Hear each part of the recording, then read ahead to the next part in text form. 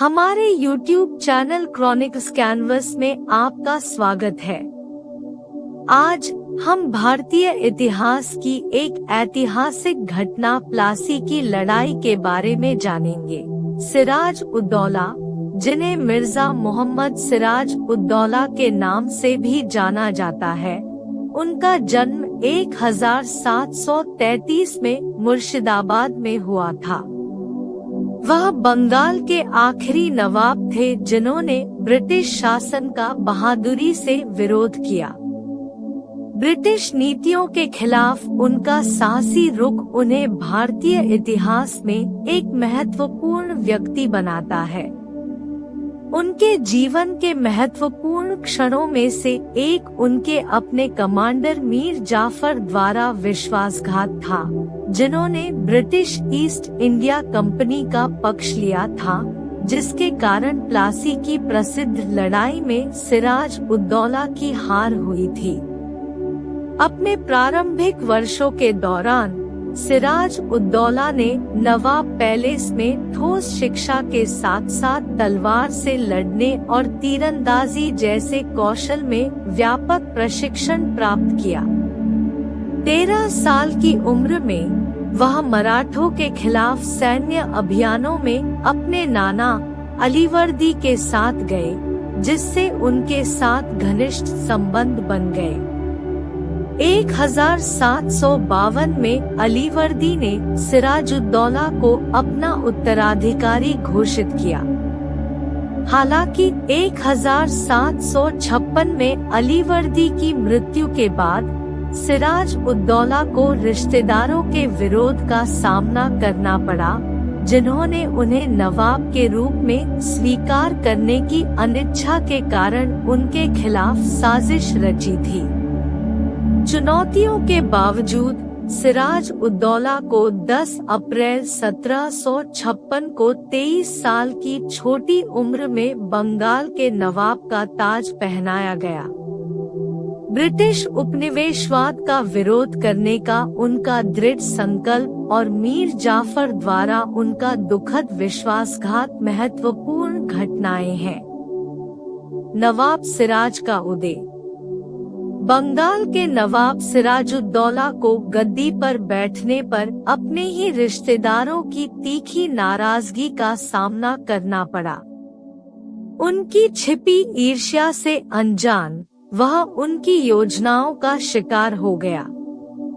उनकी चाची घसेटी बेगम, चचेरे भाई शंकत जंग और मीर जाफर ने उनके खिलाफ साजिश रची, जिससे सिराज उद-दौला को घसेटी बेगम की संपत्ति जब्त करने और अपनी सुरक्षा के लिए उसे कैद करने के लिए मजबूर होना पड़ा।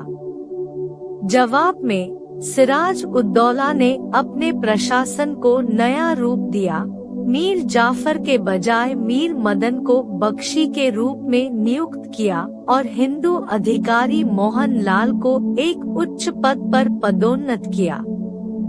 मीर जाफर ने अपमानित महसूस करते हुए नवाब से बदला लेने की कोशिश की।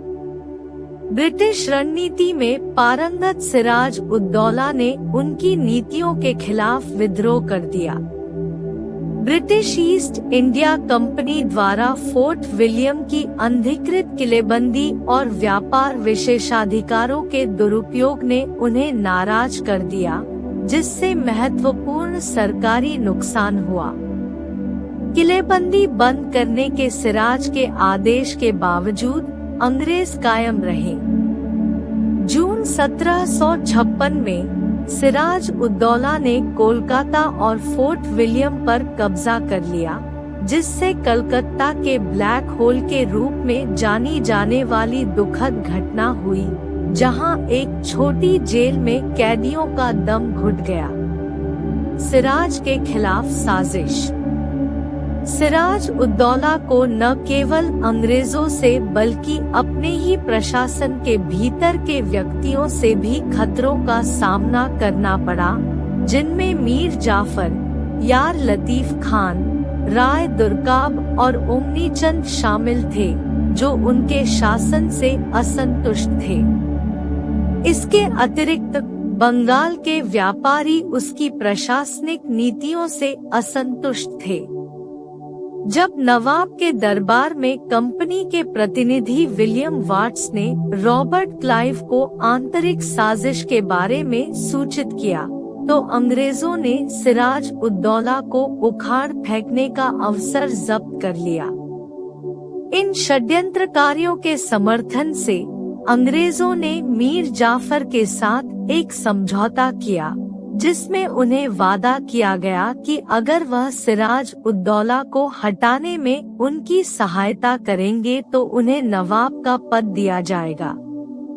रॉबर्ट क्लाइव ने अपने सैनिकों को चंदरनगर में स्थानांतरित कर दिया, जिससे सिराज उद्दौला क्रोधित हो गया। हालांकि अफगानों और मराठों के संभावित आक्रमण के डर से वह पूरी तरह से जवाबी कार्रवाई करने में असमर्थ था। अपनी सेना को मजबूत करने के लिए सिराज उद्दौला ने फ्रांसीसियों से सहायता मांगी, जो बंगाल से अंग्रेजों को हटाने के लिए भी उत्सुक थे। सिराज उद्दौला और अंग्रेजों के बीच होने वाले संघर्ष को प्लासी की लड़ाई के रूप में जाना जाता है। प्लासी की लड़ाई। प्लासी की लड़ाई भारतीय इतिहास में बहुत महत्व रखती है, जो बंगाल और उससे आगे ब्रिटिश विजय के लिए प्रवेश बिंदु थी। सिराज उद्दौला के हमले के जवाब में रॉबर्ट क्लाइव के नेतृत्व में अंग्रेजों ने 3000 सैनिकों को तैनात किया। 50,000 सैनिकों, युद्ध हाथियों और तोपों के साथ मुकाबला करते हुए सिराज उद्दौला को एक महत्वपूर्ण क्षण का सामना करना पड़ा, जब उनके भरोसेमंद सहयोगी मीर मदन घायल हो गए। सलाह की तलाश में सिराज उद्दौला ने सलाहकार मीर जाफर और राय दुर्लभ की ओर रुख किया। मीर जाफर ने चालाकी से सिराज उद्दौला को लड़ाई संभालने का वादा करते हुए पीछे हटने के लिए मना लिया।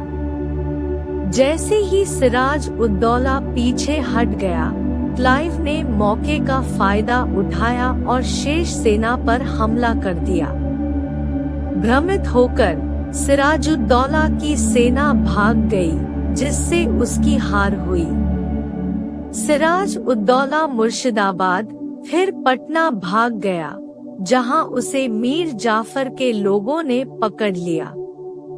उन्हें 2 जुलाई 1757 को मोहम्मद अली बेग द्वारा फांसी दे दी गई। हालांकि वह बहादुरी से लड़े, लेकिन उनकी हार ने भारत में ब्रिटिश शासन की शुरुआत को चिन्हित किया। अपने पतन के बावजूद सिराज उद्दौला को एक बहादुर स्वतंत्रता सेनानी के रूप में याद किया जाता है।